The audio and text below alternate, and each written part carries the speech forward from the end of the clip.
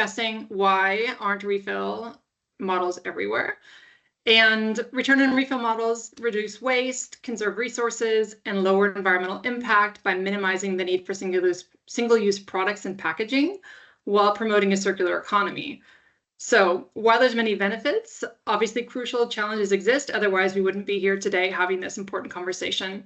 So we're happy to have you with us to discuss this important topic. And while we won't get all of the answers today, unfortunately, because we only have an hour and a half, we do hope to create a space for a dynamic conversation, bringing in experts from diverse perspectives. Okay, so just quickly, what you can expect today. As you can see, the session is being recorded. So obviously you consent to that if you are here. If you're not speaking, please mute yourself so we don't have that background information. We're going to start off by a warm-up activity that we'll do in just a minute for Mentimeter to get kind of your perspectives as a baseline to get started. Then we'll dive into insights from reuse companies and a retailer. Then moving on to policy perspectives on reuse with New Era, taking a look at what's happening in the EU. Then we'll go into the role of consumer behavior, because obviously policy and consumer behavior kind of need to have this sandwich effect for reuse really to be scaled. So we'll be doing that with Behaven, and then a few quick announcements that we have from different panel members, and then we want to open up the floor for Q&A from the audience. I would suggest if you have questions along the way that you already put those in the chat, because we're going through kind of the different topics. You might have a question around policy or around consumer behavior that's in your mind at that time. So I would suggest just to drop those in the chat as we get started. Great, nice to see you here, Fernando, as well. Just quickly going through the agenda for the day. All right, so my name is Julie Chrysler, and I'm the Director of Circular Economy and Social Impact at UNIS Environment Hub. And just quickly, for those of you who are not familiar with our organization, UNIS Environment Hub was co-founded by Nobel Peace Prize laureate Professor Muhammad Yunus, who received the prize for his work with Grameen Bank with the microcredits, and also pioneered the global social business movement.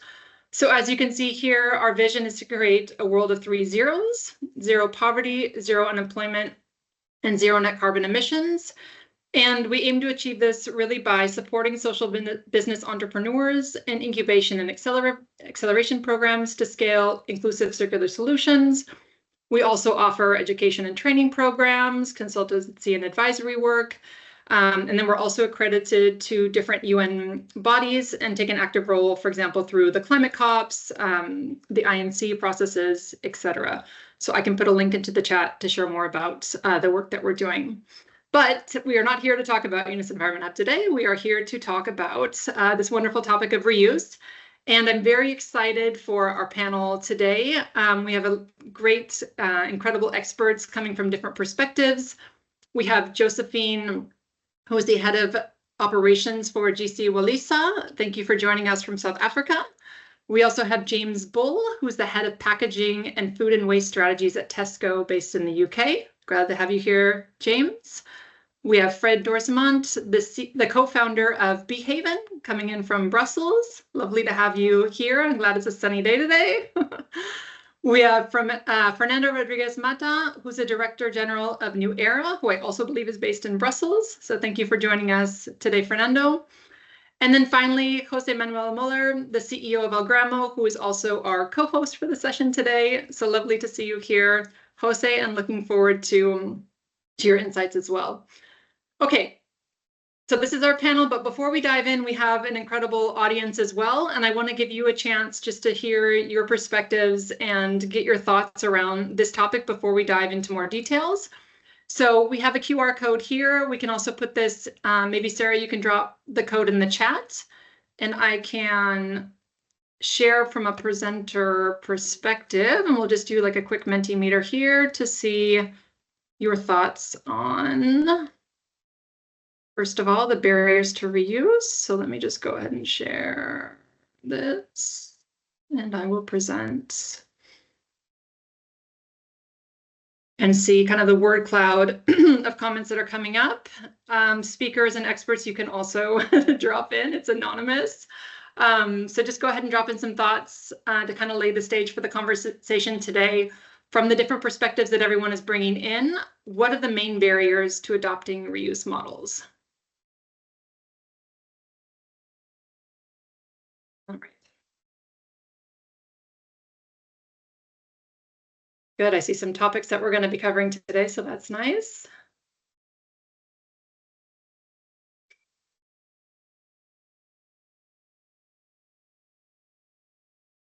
Any other thoughts or words that pop into mind? Availability, policy, pricing, definitely important, cost, lack of awareness, prioritization.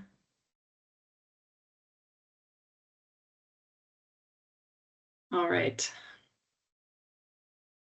Single-use industry, this is great. Low convenience. All right, and now if we go on to the next question. So those are the challenges and the barriers, and what could help us to increase the adoption of reuse?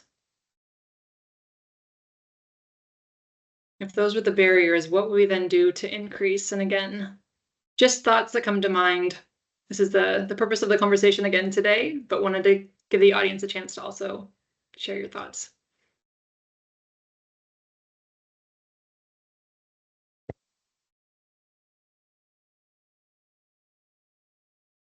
Interesting to see behavior change as a challenge and also as a way to increase adoption. So you'll see the importance of behavior change here as well. Education, collaboration, very good point, and also the reason why we want to bring different perspectives in today. Competitive pricing, plastic tax, reuse targets. Perfect. You can continue to share your thoughts here in this word cloud that will continue to populate as we go into the conversation. These are great thoughts here. I'm going to stop sharing. And actually, I'm going to stop sharing in general the conversation because we are going to have just a chat with our expert panel here to get perspectives on the different areas that they're coming from. All right, so let's kick it off with reuse perspectives from startups and from our retailer Tesco. And I'd like to start with Josephine. We'll have the ladies go first today, who's bringing in perspectives from Africa and specifically from South Africa. So Josephine, could you briefly introduce yourself and give us an overview about GC Walisa and also share a little bit about the reuse landscape in South Africa? So what models are successful and what is hindering or helping adoption there? Yeah, sure. Thanks, Julie. I'm happy to be here. Like Julie mentioned, hi everyone. My name is Josephine Katumba, and I'm from Gwalisa. And essentially what we are at Gwalisa is we're a retailer focused in low-income communities, what we call townships in South Africa. And we essentially started with a refill model just at Gwalisa. So customers would come buy grocery items, so food items and cleaning items based on the amount of money that they had at their disposal. And this was very different to traditional retail in South Africa, where everything is sold in the single pack sizes. And what we then introduced a few months back in partnership with the GIZ and Circular Cities Labs was the reuse model. And to be honest, reuse and refill in South Africa in a formal sense, and even in the rest of the continent, is not something that's really been formalized. In terms of townships, we do see a lot of the stores where we see, like, for example, the corner stores, they do have refill models and reuse models. But in terms of it being formalized in traditional retailer, we haven't seen something like this. We did have a company that did it previously, but it was more targeted to the middle and upper income areas in the country. But they evidently closed down. I think it was challenging for them to bring that behavior change in the country. So at Gwalisa, that's something that we're really striving to do now with the reuse pilot that we're using. It started 2 months ago, and we're really seeing some interesting insights in terms of traction, consumer insights, customer insights on reuse. And we do think because it's something, like I said, it was done informally, it's not something that is a major mind shift for people within the community. And I think I can speak for some other countries on the continent as well, where we found that refill and reuse was already done informally. And what we're just doing is trying to formalize it and bring it to the rest of the continent. Fantastic. Thank you so much. All right, over to Jose. I think many on the call may already be familiar with Algramo, but if you could please also share about the organization and also the same questions around the landscape. Totally. Thank you. Thanks, Julie. So, and really excited to be here today, and thanks all the other panelists to accept the invitation for the discussion. With Julie, we were thinking how we could provide value in discussion about reuse and refill more than sharing different models is why these models are not scaling. In my case, I'm the founder of a Chilean company called Algramo, which means by the gram. Have been working this space now for 15 years. I started my business to solve a problem that we call the poverty tax, exactly what Josephine was explaining, so how we could offer lower prices for the consumers that are buying in small quantities. So currently, we're much more focused in Chile with our own white label brand, but we have been working with refill dispenser with Unilever, Walmart, I know, Coca-Cola, Nestlé, Lidl here in the UK, different models. We have tried everything, I would say, and now we're more focused on our own white label brand in Chile, which we offer in returnable models. So people return an empty packaging and take another already pre-filled with our own Algramo brand product through 2,000 mom-pop stores in Santiago. I would say, starting first from the general perspective, that LATAM has a long story with reuse, and I guess would be the same as, I don't know, Josephine was mentioning, when you lack of resources, reuse is the norm. So you have to reuse, you want it or not. But also in LATAM, there's a lot of experience on beverages, particularly through Coke and Pepsi, that they have returnable bottles. Just in Chile, to give you a reference, around 40 or 35% of the volume is through returnable bottles, and has been that way for many years, and in LATAM has been happening the same. So part of the culture is to reuse, and actually that was the idea that I took it from, and then I launched it with my own white label brand for the returnable detergent. So I would say that LATAM today it's a region where reuse exists. It's not formalized, as Josephine was saying. There's some efforts, particularly in Chile. Actually, I'm trying to push with Oceana and other NGO to include reusing to the EPR, but I guess we'll be discussing about that later. And we have some pilots, we have some companies, but it's not the norm yet. Great, thank you so much.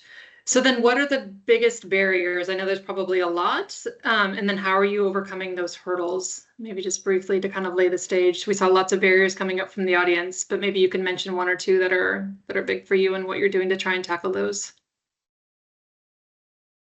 Me or Josephine? Who first? Whoever wants to go first. Maybe I can start and then you finish, Josephine, just because good. I'm already sharing. So there are many barriers, I would say. First of all, think that we are trying to compete with single use. That is a really professional industry that has been working for 50, 60 years. So trying to solve that in some years would take some time. That's as a context.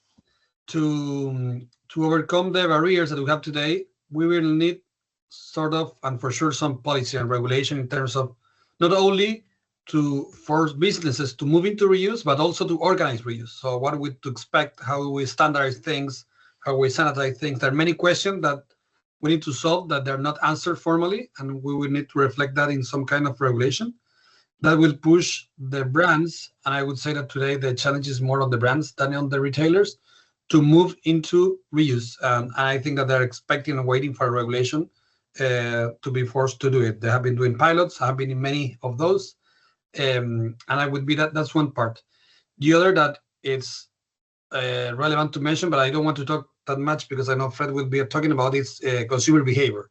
So how we make reuse convenient, and convenient meaning easy to use, but also cheaper, ideally, especially in regions like LATAM and I guess in Africa, people cannot afford a premium for being sustainable. So this needs to be cheaper than single use, which is an extra challenge, but I think it's feasible with the right technology and right approach. And I just want to cover those to not mention all of that and leave some space for Josephine as well. Amazing, thank you. Josephine? Yeah, I think you summarized it quite well in the context of South Africa and the rest of the continent. I think on the side of the consumer, to get them to adapt more to it, I think is starting with solving for fundamental need that the consumer has, right? Like Jose mentioned, it has to be affordable to the consumer, and it has to make sense to them. And so I think that when reuse is part of solving for a solution that they have, with our case and even in Jose's case with our grandmas, where we're solving for a need where they have access to fundamental or essential products, and once you've solved for that, where they have food on the table or they have detergent to clean something, it automatically makes it easier for them to switch to something because you're solving for a fundamental need that they have. So I think that behavior change comes when that barrier is overcome with consumers, well, especially the consumers that we work with at Gwalisa. And I think just to add again on the policy, and I know it's something that we're going to touch on later in the conversation, but in South Africa, in fact, I was in a call yesterday in a workshop where we were discussing this, where there's basically no policy that speaks to this, which makes it like we're really still at ground zero when it comes to reuse. But if we can get policies in place where big corporates, especially manufacturers and retailers, are regulated in terms of reuse, I think that could make a major difference and it could change the landscape entirely. Great, thank you so much. No, and you've mentioned brands and you've mentioned retailers, but Josephine and Jose, you come from the startup entrepreneur perspective, and so all of these different players need to play a role to scale reuse. What are some of the skills or the knowledge that you think that entrepreneurs who are looking to either launch or to scale a sustainable business, what are those skills or knowledge that they need to be successful? I'll go first. I think the first thing that came to mind was courage, because it's obviously, I mean, like I mentioned, in South Africa, it's not something that's been done formally. It's not the norm. So it's really something that you have to go into knowing that you're going all in. And it's you know your why and you know the problem that you're solving for. I think when those things are met, I think everything else is not it's not insurmountable, and every challenges that you face when you have such a business is not insurmountable. But I definitely think knowing why you're doing what you're doing. I think in our cases in Gwalisa, the community is very important to us. The customers and the consumers that we serve at Gwalisa are very important to us, and I think that's what keeps us going. And we know, despite the challenges, when you overcome it, like you're solving for needs, you're solving for broader environmental needs. So I think when you have the courage to start, everything else is figure-outable. So on my side, I would say that link with Josephine, it's purpose. So to be honest, reuse is not a great business. That's the first thing that I would say. So if you're expecting to make money in some years, like be a unicorn and sell your company, this is not your place. If you're willing to suffer and go through the process of reuse and make a huge difference on the environment, this is it. But I don't know. We are creating as a group a new industry. So we're the first one failing, learning, and sharing knowledge. And this will take years. It's not something that's going to happen in a couple of years. It will take more than that. So my recommendation would be really be connected with the purpose, the reason why you're doing this, be patient.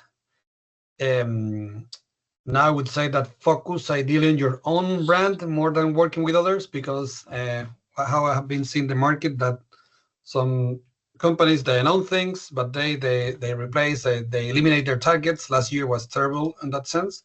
So I would focus on a small scale, local, and then scale organically, ideally from that to be bigger. But again, reuse is a space that we are creating as we are speaking, and will take some years to establish. So everyone will need to suffer a little bit, and the idea of this actual event is to share some knowledge to make it easier for the next ones, but it's not solved yet. Yeah, that's great. No, and I think collaboration is also key, and to share learnings and to avoid common mistakes that somebody else has already made. So maybe as a segue before we move on to James, maybe you can share like one or two of the top learnings, especially the hard or the costly ones about starting a reuse business in your region. So maybe just one or two of the lessons that you've learned, since we are talking about collaboration. I can go, Josephine, if you want. One or two lessons. One of the learnings was to how do I say it politely? Be more cautious about the commitments of the big corporations in terms of their scale up. That would be my first recommendation if you're working with a big CPG. And the second one would be also act local, ideally with your own white label brand where you control all the variables. So those would be my first recommendations.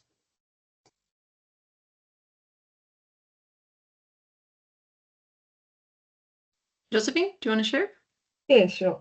So, I mean, I think because we're still fairly new with reuse, so noted on what you've mentioned, Jose. I think in terms of your second point, we are still controlling the full value chain, which I think then we'll stick to, because we did have ideas of working with bigger manufacturers. But I think in terms of the lessons on our side or the biggest learnings that we've learned so far is it's especially in terms of customers getting used to the reuse system is continuous. You can't rest on speaking to a customer once. Like it really that behavioral change is something that you really have to make sure that you're trying on all sides, whether it's be on point of sale, whether it's be communicating to customers through social media, whether it's communicating to them directly. It's not an overnight. It's not something that happens overnight. Like Jose mentioned, it takes a lot of patience. So to get that mindset and that shift in the customer, it really takes a lot of work. And I think with us, another thing, and maybe if there's other smaller businesses or startups that are on the call, I think we were privileged to get funding to pilot this reuse initiative. And I can't imagine that anyone else starting, they don't have some kind of support, it would be easy for them to start. So I think that starting off maybe small would help if that funding is not available, and sort of showing some kind of traction with what you're doing, which is what we did with Gwalisa, because the stores existed already, and what we were doing existed already. So I think showing that traction and starting small, but definitely the continuous like I think what Jose mentioned is we're building a new system essentially, and people are used to a certain way of doing things, especially through traditional retail. So continuously changing the mindset is important. I mean, big retail and manufacturers do it well, but they have the marketing budgets to do it. But with what resources are available, I think we have to try our best to make sure that behavior change is made with the customers. Great, and that's a great segue actually into the retail perspective, because I'm not sure if just a big budget is enough to get consumers on board to reuse, but I think that's where it's a really good segue for James to jump in and to share that perspective. So maybe you can tell us a little bit about your work at Tesco and also about Tesco's journey to reuse. Oh, hi everyone. James Bull. I look after the packaging and food surplus agendas at Tesco. For those that may not know, Tesco is the largest UK retailer, operates about 3,000 shops and covers nearly every point within the UK. Also operates out of Ireland and Central Europe. So The journey for me from a packaging perspective that led to reuse is I've been chipping away at the packaging portfolio for about 9 years, driving improvement, process improvement, product improvement, etc., etc. And there's only so much reduction you can make. There's only so many removals you can take from a single-use perspective, and that ultimately all adds up to. We've done a great job of simplifying, but there's only so much you can recycle, and beyond that, there's a lot more that you look at and go, single use is not the ideal for the future of the planet. And as such, we started to test and learn around reuse. Way back when now it feels, but we started some reuse trials back in 2018 to look at how reuse could complement single use within our broad portfolio of products. That was from a food perspective. If I take a step back for a moment, we've been doing reuse in other ways, and it just shows the challenges we've got. So we've had reusable carrier bags. Whilst by itself doesn't make a difference, it's a great signal to how complicated it can be to get customers to behave and interact with reuse in the right way. The amount of people I've spoken to myself, customers in stores, and sort of said, why do we not reuse bags? Why are you buying some more? And at times I've had customers point at their car, which is literally the other side of the window, and go, oh, well, I've just left my bags in the boot, so it's easier just to buy some new ones today. So just little gambits like that really do start to highlight the behavioural shift that's needed, that they see a piece of packaging as something valuable rather than something that's disposable. So there's a long journey to go on. We tested and supported sort of bring your own containers for when people bought products from our counters where they wanted a particular portion, they could bring their own container rather than take our packaging. For a long time now, for our clothing business, we've tried to reuse our coat hangers, and from a secondary perspective, there's lots of opportunities where we can generate reuse as well for reusable containers that can move the product from A to B and back again. So there's lots of other angles, but when you get into the heartland of where the volume of material is, reusable packaging, going to the customer's home. We started testing, like I say, back in 2018. We began online.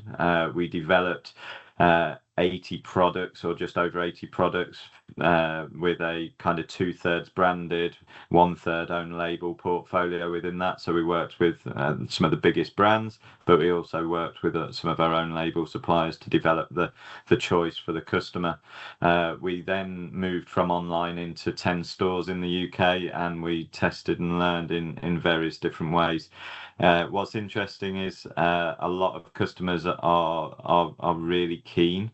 There is a challenge when I reflect on what we did. That trial that was a trial, and it stopped just before 2020.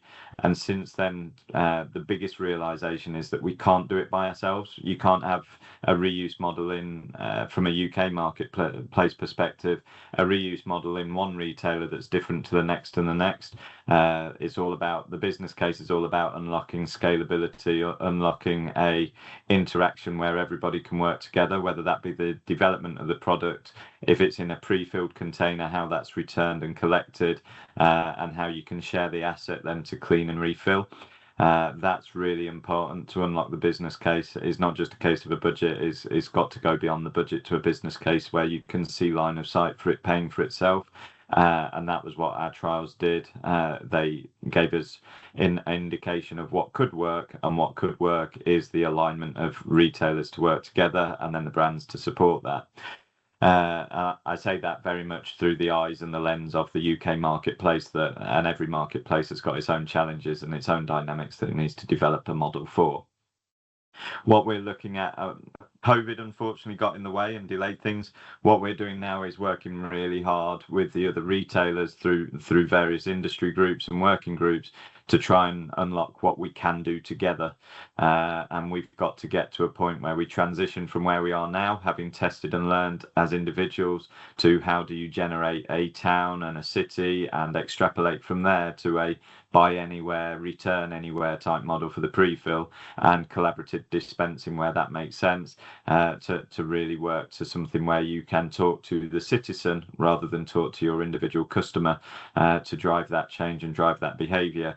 accepting that we are going to have to turn some single use off to turn reuse on, to drive the footfall and the scale into those products as we make that transition. That'd be the headlines right now.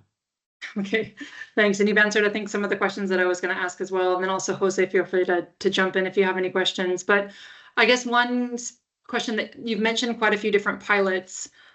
What happened with those pilots? So you tested, and then did you just remove the system? Like the one with Loop that you did you decide to test it, and then once people start to use it, then you stopped it? Or like, how do you make the business case, or is it continuous innovation to make it then actually continue?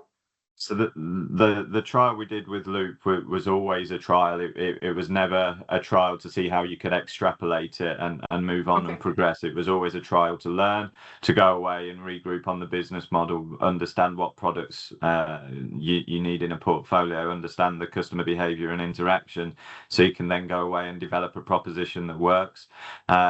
That could have looked like a phase 2 with Loop. I think our learnings went, actually, it's not about the service provider. It could be Loop or anybody else that could lean in and support. It was more about how do you align businesses together to work together. And like I say, unfortunately, at the time, the pandemic really did get in the way of the conversation at that point. And we've kind of had to dust it off and go again. But that trial was trial is almost the wrong word. It was a test and learn. It was something to learn and to go away and generate a business case and a model for the future. That worked really well. But the learnings more than anything was the need for alignment, and that alignment in a competitive marketplace is difficult to generate, and that's what we're working hard on now. Okay.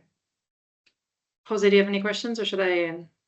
Now, one small question, James, for you. Do you think that, because a lot of people think, or the entrepreneurs, we think that regulation is needed to push this and to make this happen. Do you think that this is feasible to happen without a regulation? Thinking of the UK, for example. I think regulation is helpful in this space. I think the first mover disadvantage, as an entrepreneur, you're normally looking for first mover advantage, and this is not one of those spaces, unfortunately. So a level playing field. I refer to some of it, as I've already mentioned, of what do you need to turn off to turn something else on. Legislation helps with that. If you offer a double track with both choices, people will continue to do what they've always done, because that's what culturally, that's the behavior that's learned. So how you influence the movement across legislation would be very helpful. It will be a lot more straightforward with some supportive legislation to drive progress. But again, I think it's a case of working together to get the right legislation, because there are examples when you look globally at some pieces of legislation that haven't quite driven the right outcome and what you really need. So yes, it's needed, but it's the right legislation that's needed. But in that sense, Julia, really a small question for James following that. But if that's the situation, there's a proposal, do you think, from not Tesco in general? What's your perspective, that we would like to have this regulation, or they're trying to stop all regulation, and once they're forced, they will coordinate? So what's your feeling on the space? Look, we're working, to be honest, to be really transparent. We've got open dialogue, not to the specifics of the legislation, but we've got open dialogue with the UK governments around, because it's 4 nations to engage with, around what reuse can look like, around where reuse could make most sense, around where we start rather than where it finishes. It's going to be transitional, but yeah, there's a need for it, and there's a need to push for it. And then from the other angle of legislation, there's a need for other legislations to be complementary. So we're facing into extended producer responsibility, EPR, at the moment. How those two things engage together and work together to be complementary and supportive of reuse is also important in the legislative space. That it's all got to work and coexist rather than be individual pieces, which is unfortunately at times where some of this starts. Thanks. Great, thank you. Great. I know that this conversation could go on for much longer than the time, but I'm going to try and keep us on track. And I think that that's also a really good segue into Fernando, into your intervention here. So maybe you can tell us a bit more about New Era and the work that you're doing around legislations, especially in the EU. Thank you, Julia, for the invitation. And yes, I want to share my screen. I don't know if I'll do it or you can do it. You can do it if you want. Okay. Yep. Very well. Thank you. There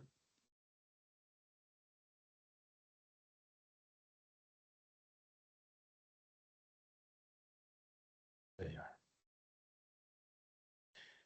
Yes, so good afternoon. I'm Fernando, Director at the New European Reuse Alliance. We are representing... Fernando, sorry, we're seeing ourselves.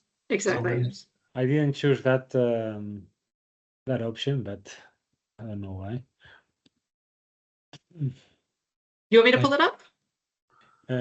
Give me one last try, please. Okay. the same. Yeah, no, Wait, no. Maybe we are seeing your full screen and maybe you need to open the presentation. Yeah, I didn't want to, yeah, I was just trying to find the right window, but here it is. Okay, now it should work. Yeah, that's work.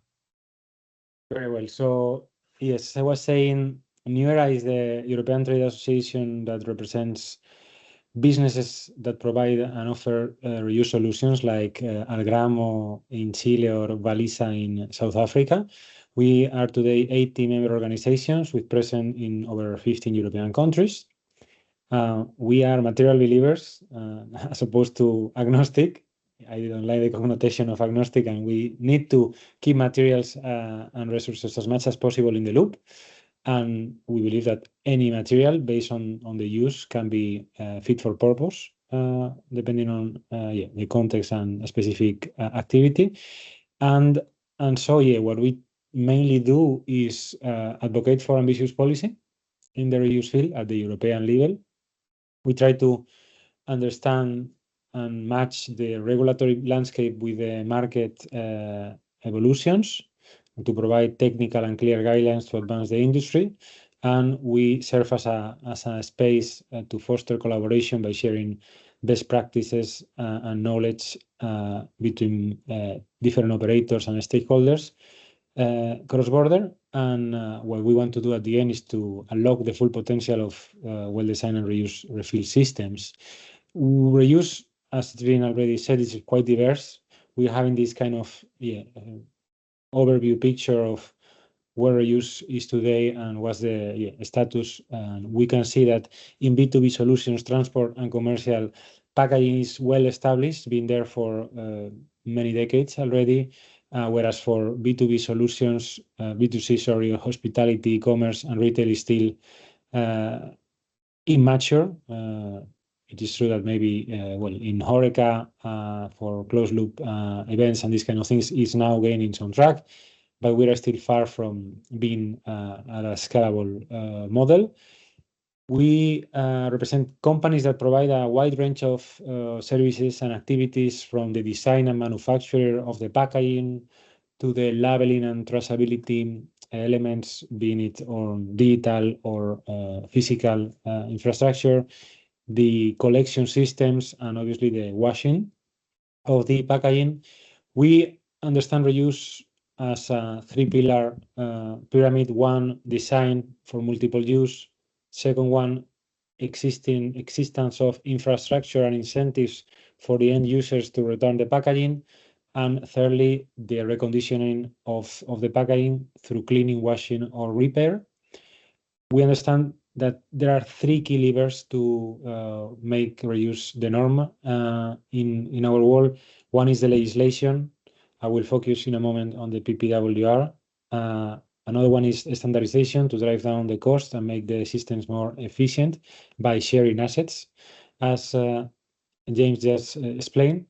And thirdly, the finance element is very important, of course, because we, in some cases, require considerable funds to be channeled, and we understand that this has to be a both private and public collaboration approach to make it work at scale.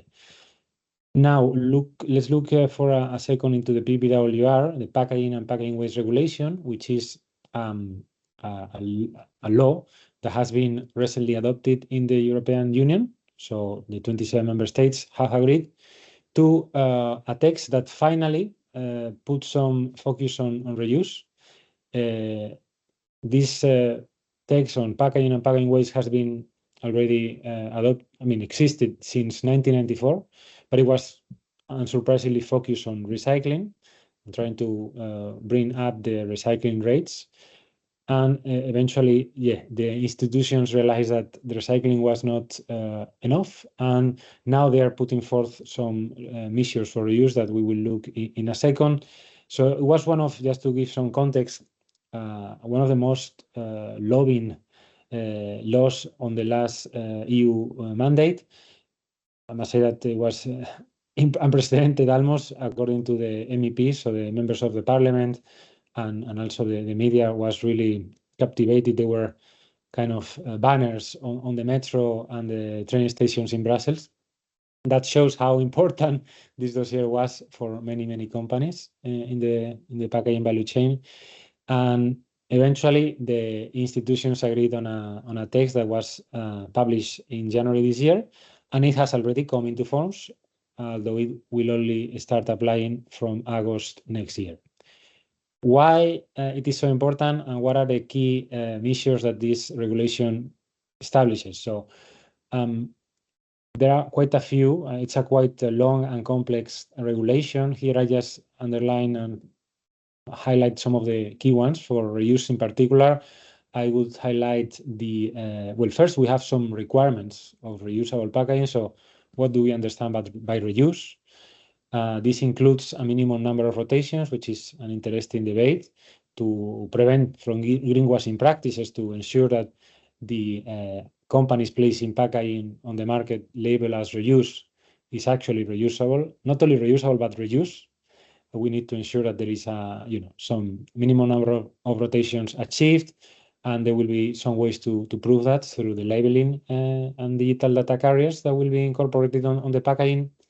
We have as well some restrictions to use certain single-use plastic packaging, like for in-store consumption in quick service chains.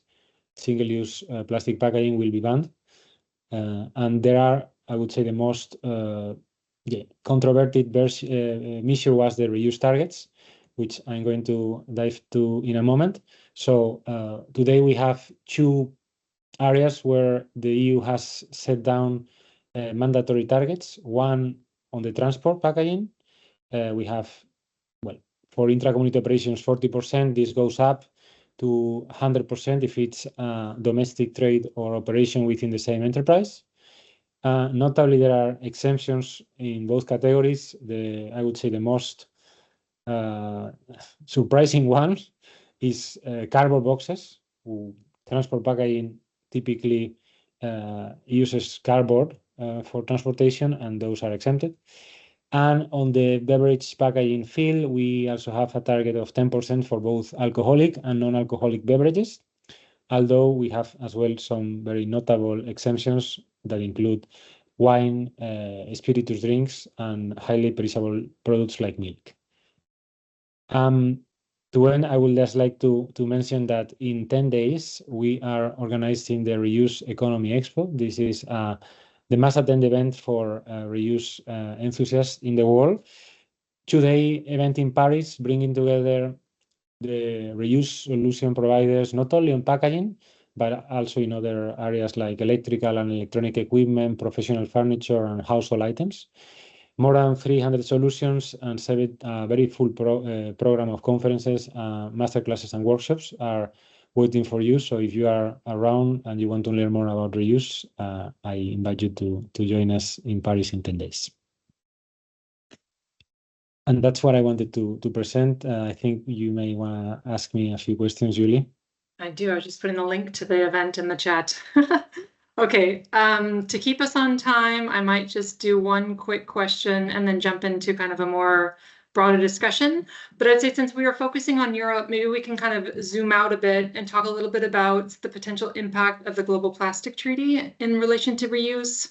Do you have any specific thoughts or insights that you could share related to that, knowing that we have a global audience here on the call as well? Of course, yes. We have been following as well the negotiations to agree on a global plastic treaty at the UN level. hopefully we will have one adopted at the end of this summer in Geneva, following the reception that we had in Busan last year. What we are advocating for there is to have reuse included as part of the, let's say, solutions to prevent not only packaging, plastic in this case waste, but also reduce the production of plastic packaging. And we already foresee that this will be included.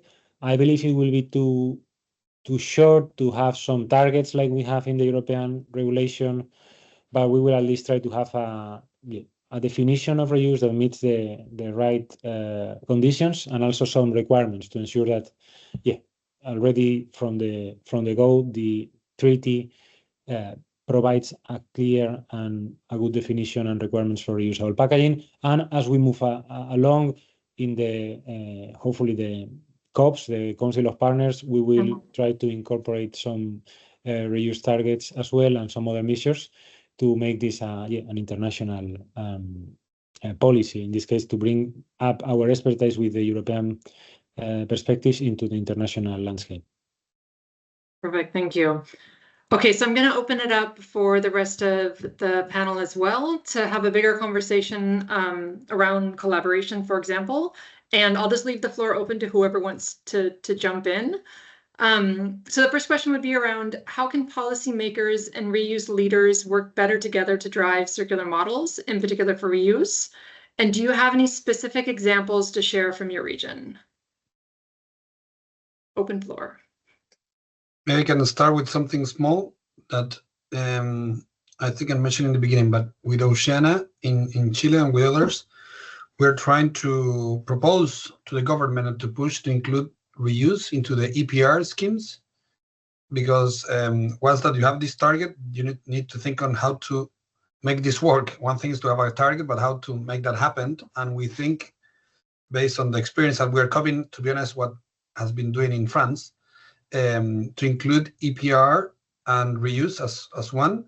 And those targets in the beginning, they will be part of the money collected through EPR, go into reuse. Then that would be producing the evidence. And then we could start thinking on targets. That's how we think that should be the steps. Because today, yes, even myself, that I'm one of the most pro reuse in the world, I would say, it would be difficult to pick a number on the target, because you need to be really specific per industry, etc. So I think that we should put a lot of efforts and money, then produce the evidence, and based on that evidence, then come back and maybe put some targets on categories. But that's what we are trying to do, at least in Chile.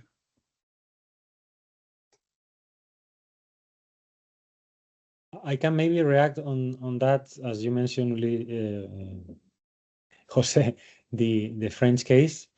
This month, France, led by Citeo, which is the main PRO for household packaging, is launching the reuse project, which is, I would say, the largest project for retail in the world. They're gonna put forth an initiative whereby more than 30 reusable containers will be put in circulation in the northwest regions, covering 60 million inhabitants, and with more than 1,000 points of sale, including the main distributors like Carrefour or Système U and Leclerc. So I invite you, especially James, as you are also a retailer, to have a very close look on how this project is going to evolve. Obviously, this would have not been possible without the organization and collaboration across the value chain that was somehow coordinated by Citeo. But I believe, this is going to be a very interesting project, and we should look at how we can replicate it in other territories. Fernando, but that will be funded by the money that they're collecting for the reuse targets, or it's separate? And that's a consequence of the 5% that they're allocating for reuse? Yes, that's correct. And maybe you can put a link to more information in the chat if you have something that you can share so people can take a look in more detail. That would be great. Thanks. Yeah. I'm going to try something in English. Worst case, you can translate it. I'll or Google Translate works. It's fine if it's in French. Thanks. James, do you want to follow up on that, or? Not really else? much to add. I think especially if I look at the UK, again, I've touched on it earlier, it's that complementary mix of EPR into reuse and how that can drive an opportunity, that cross-pollination of taking the fund for paying for almost the penalty for single use. Actually, how can that leverage and give the springboard to reuse and give it a better chance within the marketplace? I think EPR costs help stack the business case at the first place, but a little bit more on top with a bit more encouragement, and in the way it's just been described in France. I think we're all watching that to see how that plays out, to sort of say, how do we cross-pollinate and bring some of that to other countries to make it work there? I'm certainly looking at that from a UK perspective. Yeah, that kind of goes back into your first mover kind of example, right? Let France be the first mover and let them work out Make them the issues but there, at the same time, if something's working, if something's working, you want to take the best bits, don't you, and take it with you. So we're very much looking at what signals that can generate and what we can point to almost sometimes when we're engaging with civil servants, thinking about what they can put into their legislation. Yeah. And as Jose mentioned before, also sooner rather than later, because it takes a while for these policies to come into place. And in the meantime, all of this waste is still accumulating. So I think it's a fine balance between kind of waiting for the regulation and sort of already acting. It does take time, but one thing I would say normally, once the indication's there with enough certainty that it's coming, that there's track record for lots of other things, especially when you look at things like health, especially from a retailer and a producer perspective, when they know something's coming, the developments then start. So actually just that kind of North Star to aim for, that ability to have something that you're working towards, having that really strong signal with a high level of confidence and pragmatism will start to unlock progress, I believe. Okay. Josephine, do you have anything else to add from the South Africa perspective? Yeah, I think, like I mentioned, I was in a workshop yesterday, and one of the things that was recommended was that just in terms of collaboration, because there were quite a few users in the reuse space that were on that call, and we agreed that collaboration is important for us to start something in terms of getting policy in place and regulations in place to start that drive.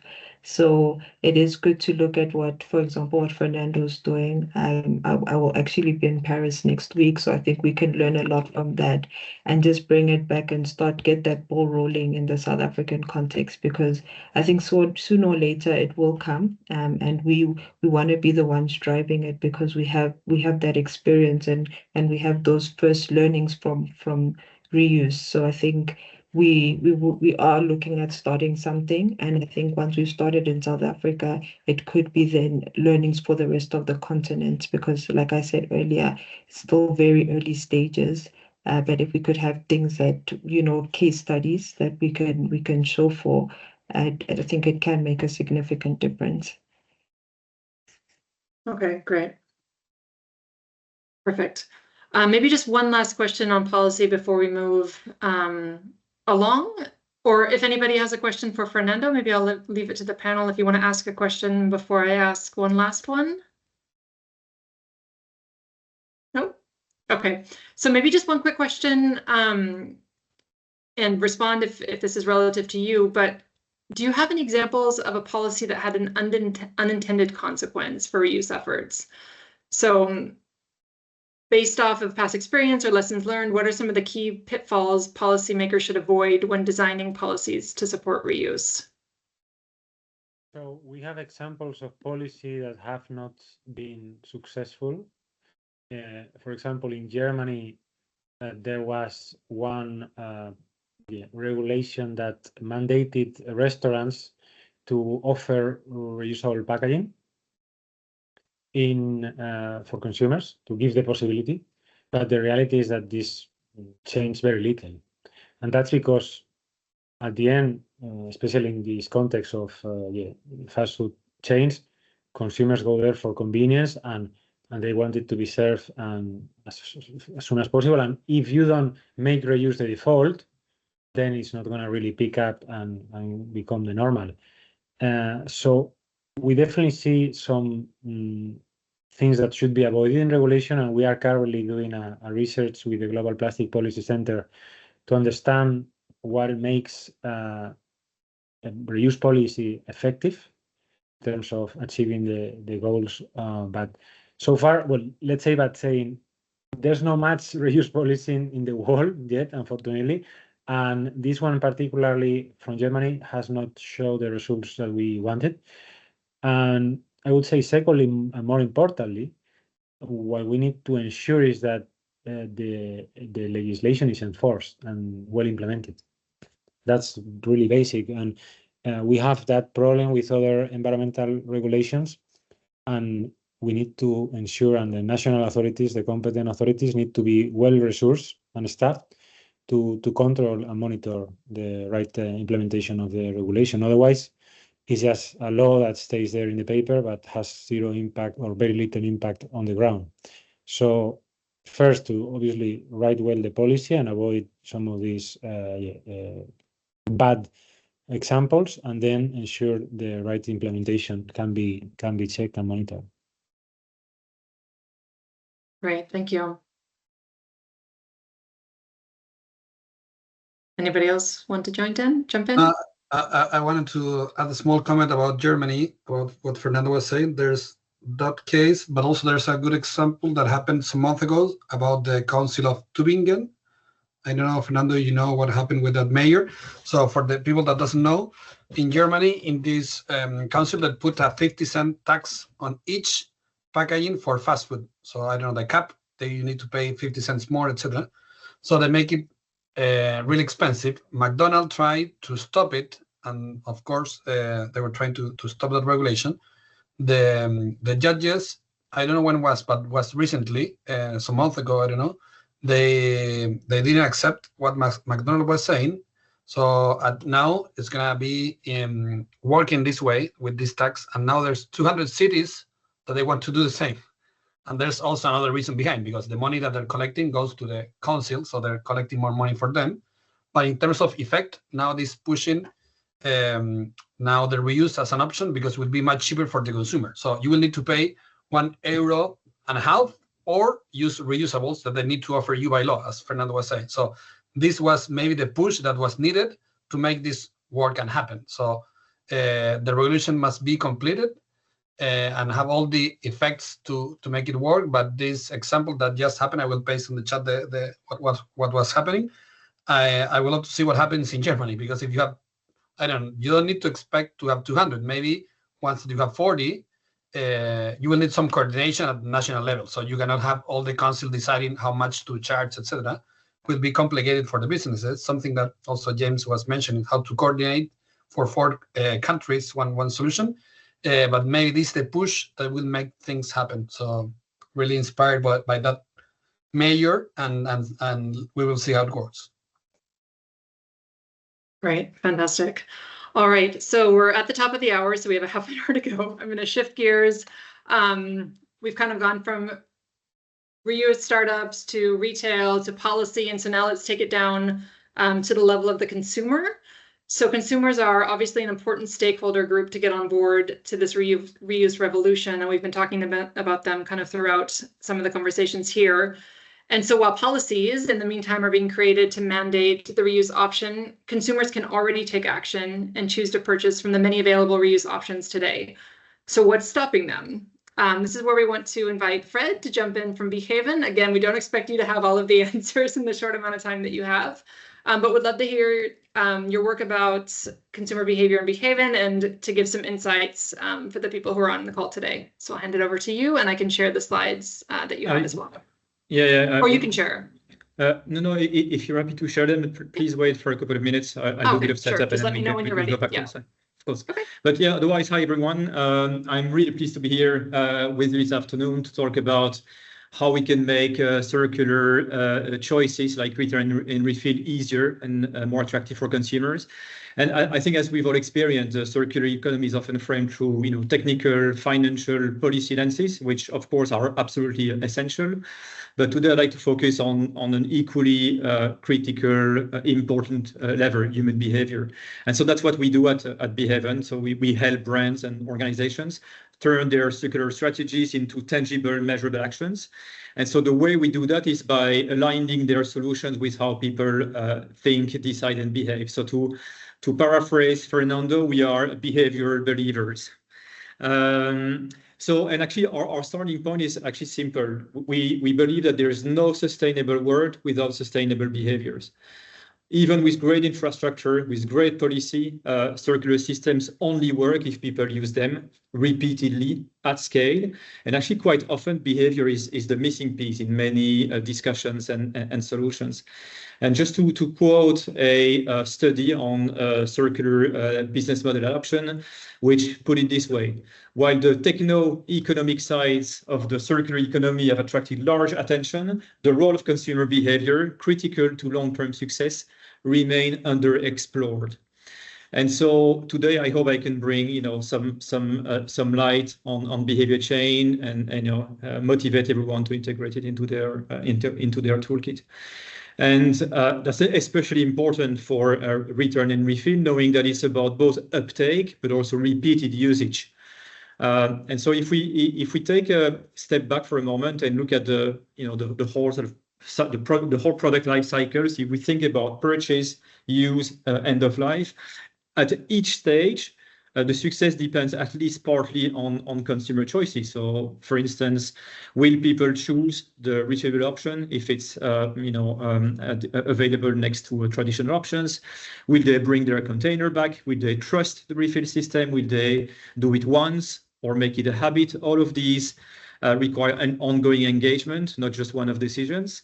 And so that means we are dealing with factors like motivation, with habit, trust, friction, and not just awareness. Very often, awareness is there. People are aware of the right thing to do, but for other reasons, they don't do it. So it's important to understand, the big picture. What's the full spectrum of reason why people aren't opting for the options and the solution that we are proposing. And very often we tend to stick to traditional, what I've called here conventional approaches, is the 3 I's. It's information, so providing information, incentives, and infrastructure. Again, these are really, really important, but they don't necessarily take into account, the human side of things. So things like habits, things like emotions, or you might have heard of cognitive biases or mental shortcuts, elements that sort of derail people's decision making. Social norms as well, what we see other people doing. And if we take an example, like let's assume that we want to we focus on shampoo refill for a moment. So a customer could know that reuse is better. They agree with the idea. They intend to bring their shampoo bottle back, but in the moment they forget, or they worry about hygiene, or they don't see anyone else doing it. And so that intention behavior gap is quite an important factor for us to consider. Julie, if you don't mind sharing the slides at this point. It's a chart from a piece of research that looks at different, this different kind of a product life cycle in relation to reuse, refill. And as you can see, in light blue, it's people's intentions, what they've claimed they were going to do. And in dark blue, that's what actually happened. And as you can see, very often there is a big gap between what people claim to do or intend to do and what they actually do. The focus here is on European markets, but I think it's fair to assume that the same patterns would appear in other regions. As an example, if I take like the third one, 86% of dames claim they sell items for reuse, but only 22% do. And as you can see, the other ones, the percentage difference is quite significant. So we have to consider, we have to be aware that basing our decision and our strategies on what we think that people are going to do might not be as reliable as that suggests. And it's not that, very often it's not that people don't care. It's about the fact that there are other barriers in the way. And it's also about making the behavior easier and more rewarding to do so compared to the more traditional option. And so if you go to the next slide, Julie, so one way to have a look at it is as it shows on the slides with these three colors, red, green, and blue, is take any behavior in the world, whether we are talking about refill and reuse, or even in our own personal lives. Someone doing a behavior is always going to be the result of these three types of influence: psychological influence, social influence, and contextual influence. So contextual influence is very much the influence of the immediate physical context. So in the context of Tesco, of course, it's going to be the retail context itself, the shop itself. Social influence is what we see other people do or not do. And psychological influence is very much related to the individual themselves. If we go to the next page, we can zoom in on some of these elements. So for instance, in blue, contextual influence, it's about price. It's going to be about accessibility. It's about the ease of use. Is it much easier or conversely much harder to use the circular option? Does it take more time? Does it take less time? All of that is going to influence people's kind of decision and behavior. In red, we also look to what to other people for making our choices. We never decide in isolation. We are always going to be influenced by others. If I see a lot of people around me going for refill options, I'm more likely to do it. If I see less people around me doing it, then it's going to influence me negatively. And then there is also factors related to people themselves, whether it's something that's a bit more conscious on the left. The level of knowledge I have about the benefits of refill options, for instance, but it could also be about habits. I think, was it James? Someone was talking about habits and the fact that we are used to, packaged options, and it's hard to change. And so, at the end of the day, each of you in your own situation, in an ideal world, you would be able to have a 360, a full picture understanding of the different factors at play, knowing that some of them is going to be very similar to other actors in the field, and some of them might be very specific to your own context.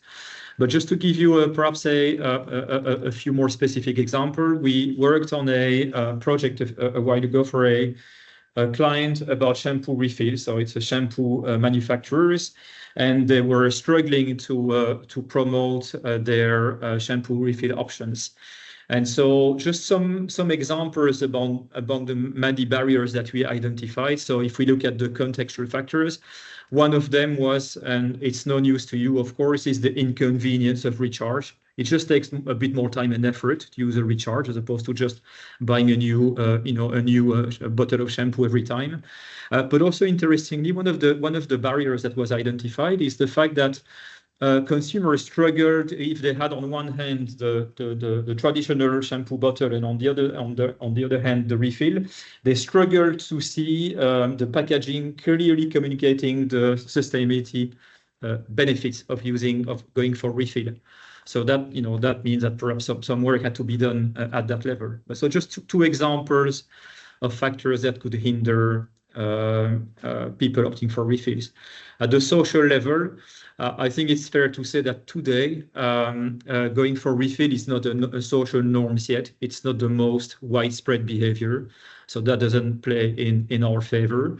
But interestingly, for that specific client, they do a lot of advertising, but nowhere in their advertising at the time of the project, they were using celebrities or influencers or role models to demonstrate the right behavior of using refills. So that's also something that was identified as an opportunity. And then if we look at psychological factors, the next one is, these two examples are going to be extremely obvious to you, but one is of course that people will just forget to keep the first bottle back to the store for refill, or some people also have hygiene concerns about refillable products. And so all of that, as I said, should be taken into consideration to make sure that we understand where the real barriers are, where the real problem is. without assuming that the problem is a lack of knowledge or that the infrastructure itself is wrong. Does that make sense so far? That's for me. Yeah.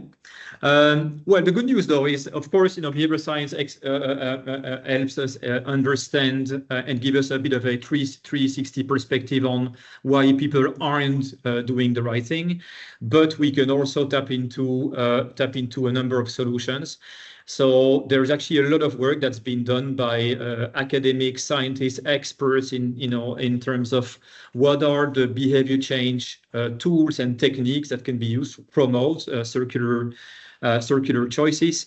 And what we've been doing at Behavion is that we spent the last few years sort of identifying these solutions, codifying them, testing them, and sort of put them all together into a sort of tool. If you go to the next page.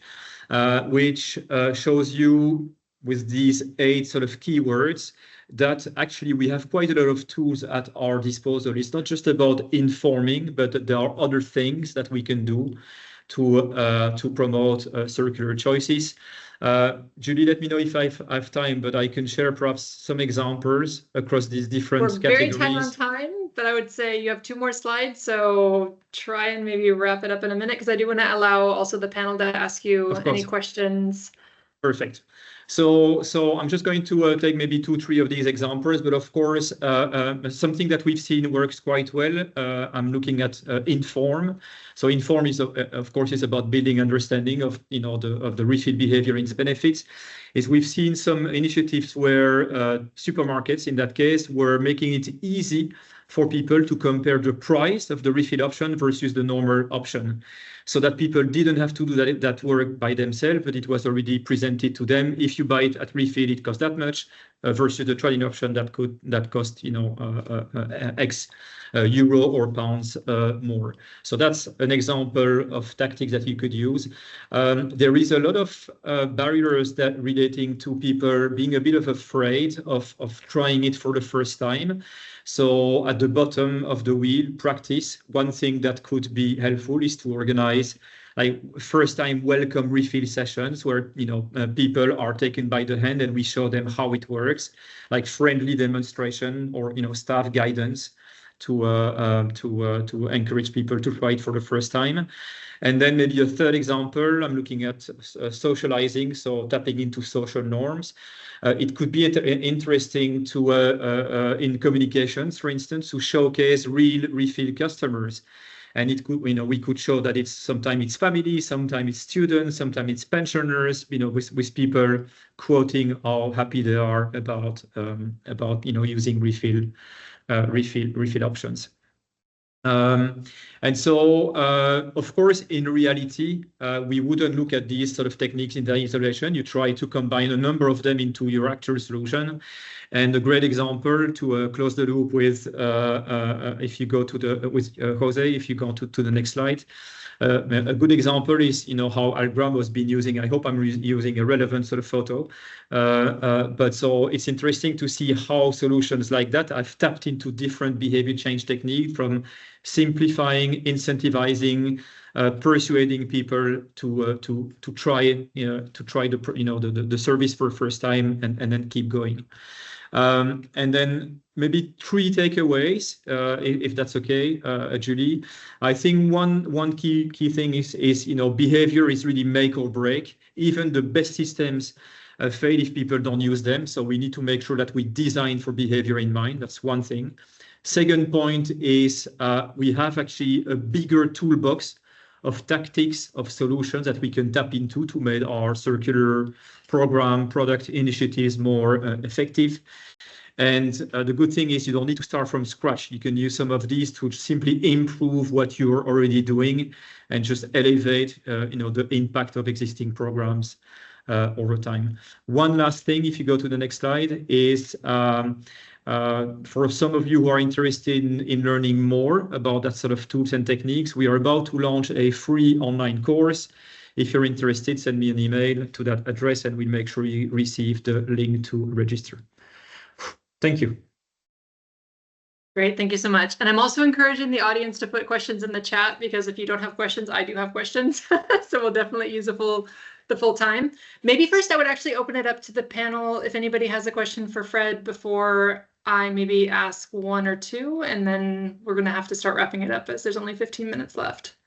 Does anybody on the panel have a question for Fred, either regarding the content here or around consumer behavior in general? Just open up your mic. Hi, Fred. I have a question. Thanks for the great presentation. Just in terms of the companies that you've worked with, has it just been in Europe or in other countries or in other continents across the world? And have you seen perhaps different approaches or nuances in terms of how you have to approach it depending on where you are in the world? So we do quite a lot of our work in Western Europe, but we have clients in Asia and the Middle East as well. One of the key things is well, it's not about behavior change, but I think it could be said about projects in general. Is context is key, and of course local culture and nuance is going to play a role. So I think perhaps it was you at the start of the talk who said that there is quite a stronger culture of reusing and recycling, or maybe it was Jose, I can't remember. But so we've noticed that it can be different in different parts of the world. In Western Europe, for instance, we are just so used to single-use packaging that it's perhaps a bit harder to change compared to other regions. But in reality, in the context of a specific project, we would need to understand to what extent that is an important factor or not. So of course, I've shared some perhaps more generic example, but the specific context of a project is absolutely key, of course. Great, thank you. Anybody else? I think Fernando, you unmuted yourself. Did you have a question? Yes. Yeah, I don't know how sector specific, depending on the projects and initiatives you have been looking into, Fred, but would you say there may be differences in terms of when it comes to consumers, the type of the setting, the context in which packaging is used? I'm going to give you an example because maybe retail depends. I mean, it's very different to an event or a restaurant. I wanted to mention it before. I think it makes sense to raise it now. In Germany, you have this reuse offer obligation, which was not really working. So an NGO partnered up with Burger King, and they set up the system whereby reuse would be the default option. So now you go to these chains, you go usually no longer order in front of a person, but in front of a digital kind of a computer or a screen that's in front of you, and there you would see the options, and they would not ask you. I mean, they would ask you. The default option would be reusable, and you will have to have in a small letter that if you want to choose for single-use option. So that was my logic behind saying make reuse as well the default when possible. At the end of the day, when consumers purchase products, in most cases, they focus on the product, not on the packaging. So, of course, they're not going to disregard completely the packaging, but the main purchase decision is based on what the product comes within the packaging. So how do you see this when it comes to packaging and the different contexts? And would you imagine that there could be a big backlash if we try to impose reuse as default? There will probably be some form of resistance, but that doesn't mean we should go ahead. I mean, there is many situations like, I think an interesting comparison is all of the effort that have been done across decades in relation to helping people stop smoking. There's a lot of example in that trajectory where there's been resistance and backlash, and still we are in a good place. So I don't think we should necessarily stop our efforts because of the risk of backlash. Now we need to see how we manage that carefully, of course. But to come back to your initial point, well, first, your example of making refill a default is a brilliant one because it's actually one of the most effective behavior change technique. If you make the sustainable or the circular option the default, in many situations, different contexts, different settings, it always delivers higher results. So that's definitely something that we should all keep doing. We've done a piece of research about a year and a half ago that looked at people's relationship with food items such as crisps or Coca-Cola cans or that sort of product that people use in an out-of-home setting or at events, so outside of their home. And it's interesting to when people actually buy and consume the product, it's not seen as a piece of waste just yet. It's only when finished and they need to dispose of it that it sort of change. It becomes something else. It has a different state and it becomes a piece of waste that they need to dispose of, and the relationship with that item changes. But at the moment of purchase and consumption, there is not necessarily actually much thought given to the fact that it's going to lead to a piece of waste a few minutes later.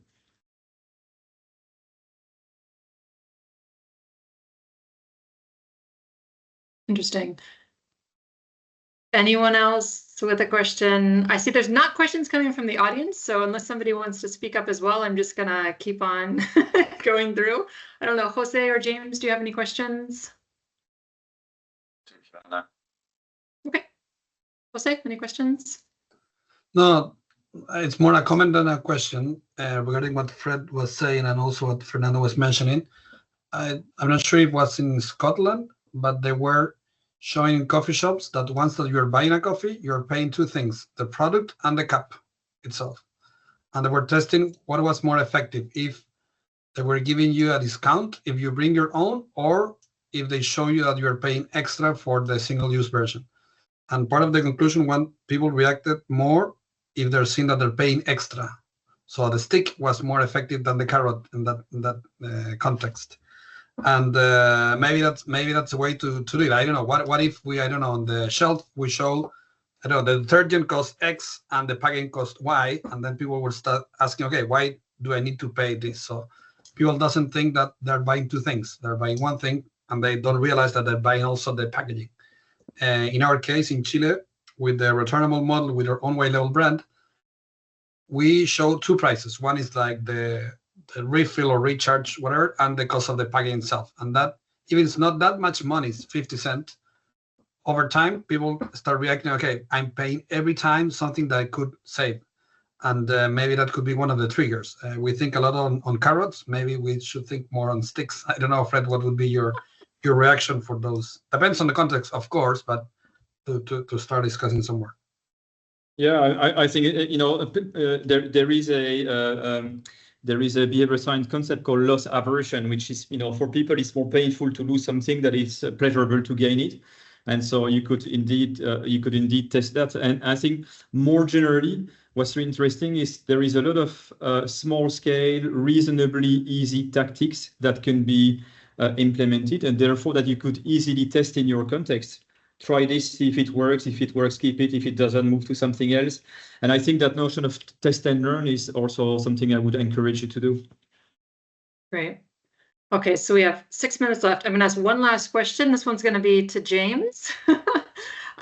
In your experience with Loop and with the testing that you did, what are some of the insights that you got around the customer willingness to adopt, and what were some of those barriers, and how were you addressing those through those pilots or through those tests?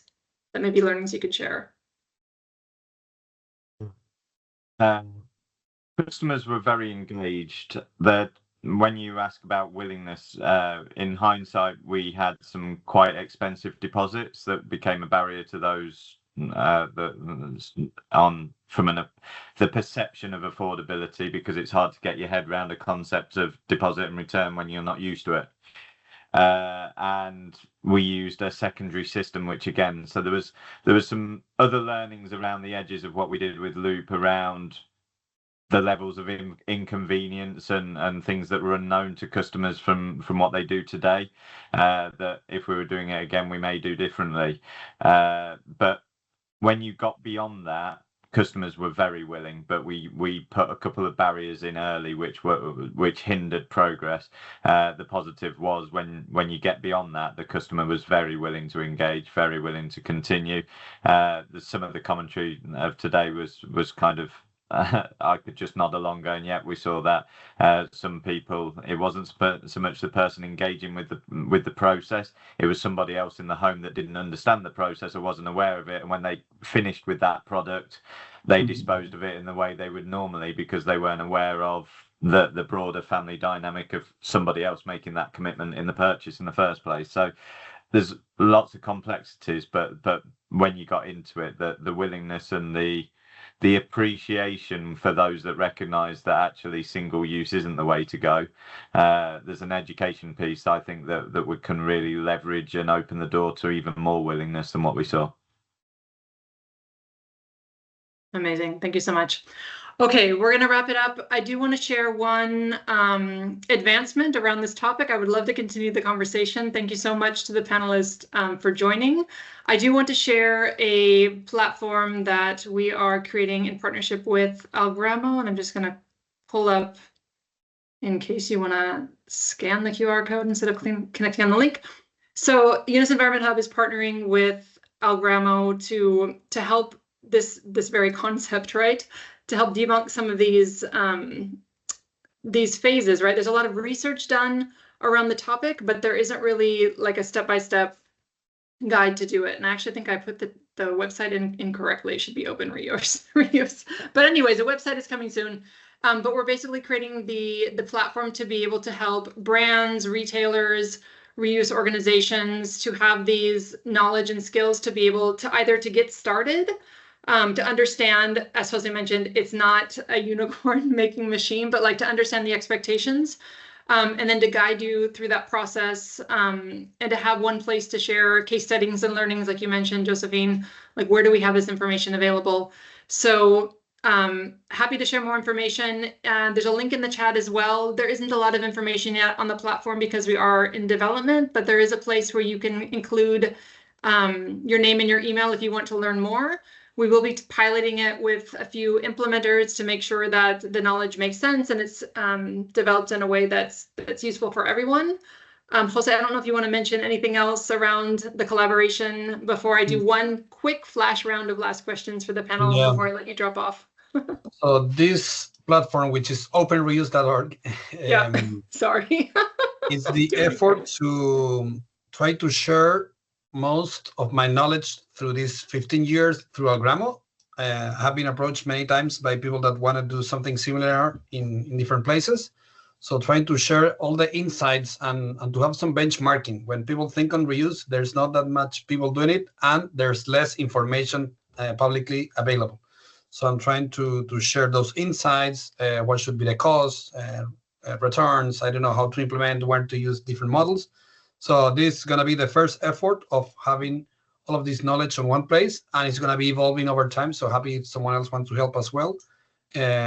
Really welcome, because we want to make this happen. So we need to collaborate more and to share more details that normally they're not shared. So that's the purpose of this effort. Fantastic. And this is the reason for my last question for you. As we are developing this platform for each of the panelists, I would like you to let us know, what is one concrete area you wish somebody would have explained to you before starting your work in the reuse space? So from each of your different perspectives, just a quick feedback. To dive in, mine is you can't do it by yourself. Okay. Next, just jump on in. From my perspective, I'm sorry. Go ahead. From my perspective is I'm sometimes frustrated that I would like to be able to convince more people more quickly about the importance of behavior change. So any tips on that are welcome. Fantastic, thank you. My reflection would be that this not only needs to be convenient, but needs to be physically attractive. So it needs to be, I don't know, trendy. So it won't work if it's boring. So it needs to be like look cool.